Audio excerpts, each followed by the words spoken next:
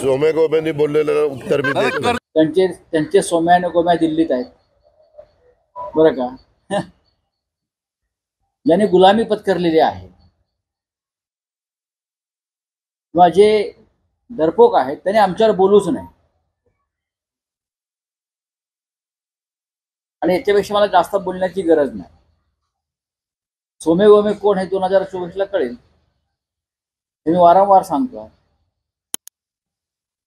या महाराष्ट्रावर दिल्लीतून आक्रमण होत असताना, महाराष्ट्राचे उद्योग पळवले जात असताना, महाराष्ट्राचे रोजगार पळवला जात असताना, महाराष्ट्राचा पदोपदी अपमान करत असताना सध्याच्या सरकारमधले हौशे नवशे गवशे हे तोंडाला कुलूप लावून गप्प आहेत.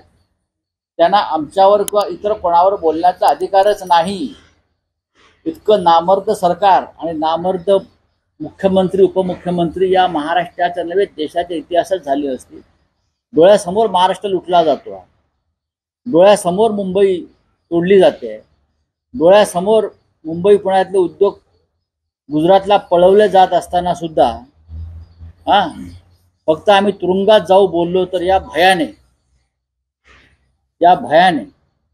ते लटपटत आहेत. ते का आमच्यावर बोलणार.